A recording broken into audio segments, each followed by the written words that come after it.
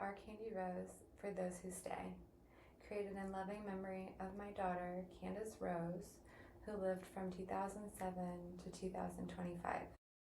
Your life will never be in vain. Everything we do will be in your name. Lately, I've been sitting with something I haven't quite known how to say out loud. It's this realization that healing isn't soft. It isn't gentle. It doesn't arrive wrapped in relief. Healing is violent in a quiet way. Because one day you wake up and realize your whole personality might have been a trauma response. The calm, the competence, the independence, the ability to keep going no matter what. Not because you were naturally unbothered, not because you were immune, but because you had to be. And that clicks. When you really let that land, it rearranges everything. I used to think I was calm. People said it all the time. You're so steady. You don't overreact. You're so strong. But looking back, that calm wasn't peace. It was suppression. It was my nervous system saying, if I stay still enough, maybe nothing worse will happen. If I don't react, if I don't crumble, if I don't need, maybe then I'll be safe. That kind of calm isn't personality, it's an adaptation.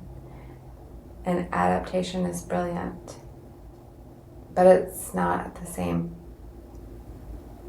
as peace. I used to think my independence meant strength, and some of it was, but a lot of it was built very early on learning that relying on others wasn't safe, wasn't always reliable, wasn't always guaranteed. So I learned to handle it, all of it. I learned to anticipate needs, to overfunction, to plan 3 moves ahead, to make myself useful. Because useful people get kept. Because strong people don't get left. At least that's what my nervous system believed. I used to think that my perfectionism was ambition, that it meant that I had high standards. But if I'm honest, it was fear. Fear that I'd miss something if I slowed down, if I let my guard down. Everything would fall apart. I would fall apart. So I stayed productive, prepared, capable, always capable. None of that makes me weak. And if you recognize yourself in this, it doesn't make you weak either. It means you're adaptive. It means you were intelligent. It means you survived. And sometimes survival looks like personality. Here's the part that no one prepares you for.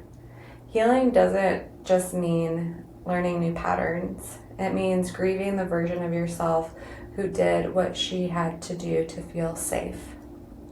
That version of me saved my life more than once.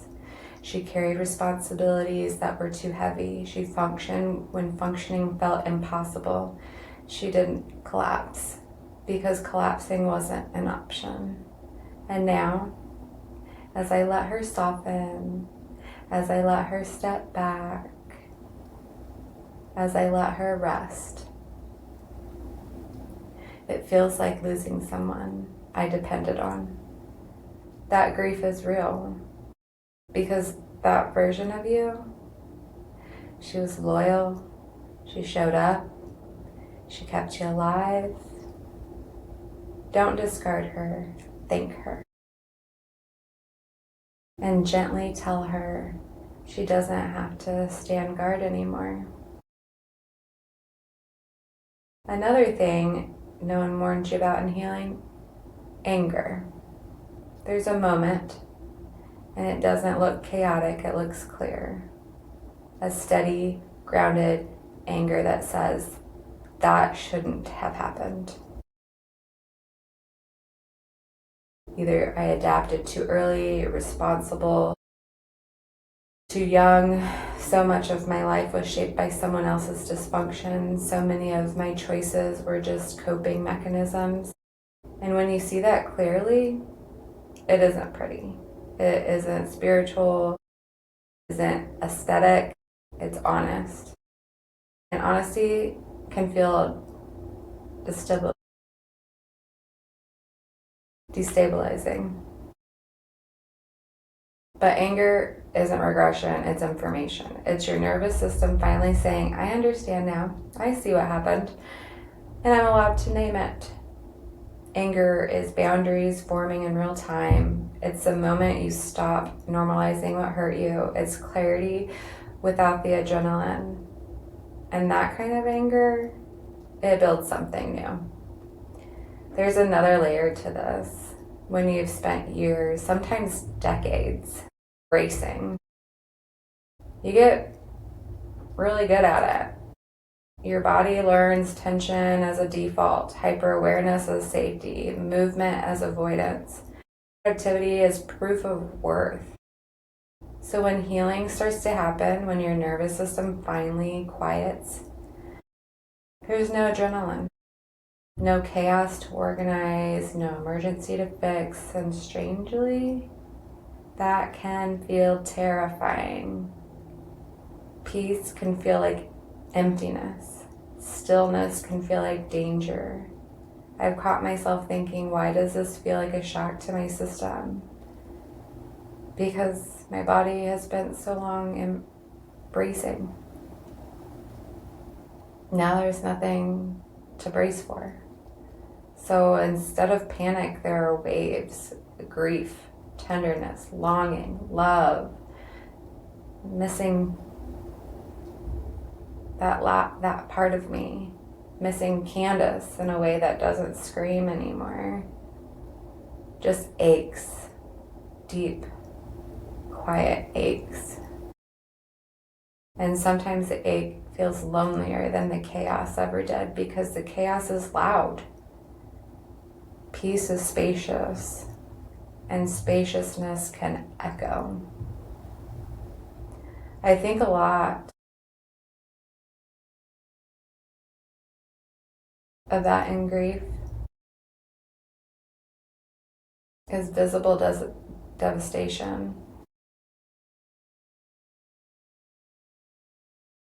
And that's common for some people, but it doesn't talk about the subtle phases, the parts where you function, where you go to work, where you cook dinner, where you stand on your balcony and hear birds and realize your body isn't in fight or flight. And then you feel almost disoriented. Like, is it okay that I'm calm now? Does calm mean forgetting? Does steadiness mean moving on? It doesn't. It means your nervous system is learning how to carry love without bracing for impact. And that is complicated.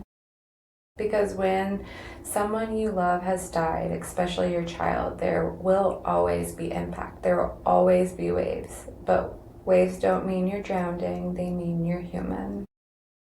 I've also been thinking about home. I've lived in so many different places, built so many different versions of myself. All the military bases, Kansas City, now North Carolina, apartments, houses that held chapters that I'll never repeat. And I read something recently that said the more places you live, the more sense of self expands. The more places you live, the more your sense of self expands. Home stops being one location and becomes every place you've grown. That feels true to me. Kansas City will always hold the version of me who was Candace's mom in motion. Car rides, school mornings, chaos of raising her, or trying to. North Carolina holds the version of me learning how to stay even after loss, learning how to sit still, how to soften, how to live without constant impact. So home isn't one address anymore. It's a collection of selves who got me here. the survivor, protector, grieving mother, woman learning this piece. All of them are home. So if you are listening and you are in this space where healing feels confronting instead of comforting, where anger feels informative instead of destructive, where peace feels unfamiliar, I want you to hear this. You're not broken. You're not behind. You're not starting over. You're arriving without armor. And that is one of the bravest things a person can do. We don't heal by erasing who we were. We heal by honoring her, by thanking her, by acknowledging what she has endured, and gently letting her rest. There is a version of you who learned to survive. Brilliant, resourceful, strong beyond measure. But survival is not the same as living. And if you are beginning to feel that subtle shift, that softening, that confusion when things are quiet, that anger when you see clearly, that grief for the person you had to become, you're not unraveling, you're integrating. You're moving from defense to choice, from bracing to breathing, from survival to presence. That doesn't happen loudly. It happens slowly, privately. It feels isolating. It happens in moments no one applauds. It happens when you choose not to overreact, not to overfunction, not to fix what is not yours, not to carry what isn't required. That's healing. Candace changed me forever. Grief stripped everything artificial. It burned off what was performance, what was fear, what was obligation, what was compulsion. And what remains is quieter, clearer, more intentional. There is still longing. There is still ache. There will always be love. But there is also something else emerging, a steadiness that isn't suppression, an independence that includes connection, a strength that allows softness. That is new for me. And if it's new for you too, we're learning together.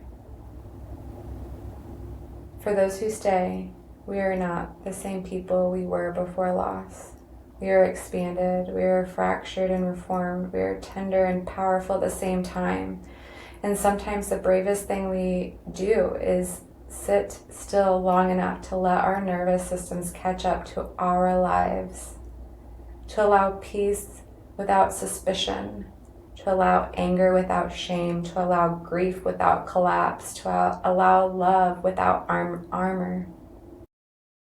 Thank you for being here with me. Thank you for listening. For those who stay, we remember.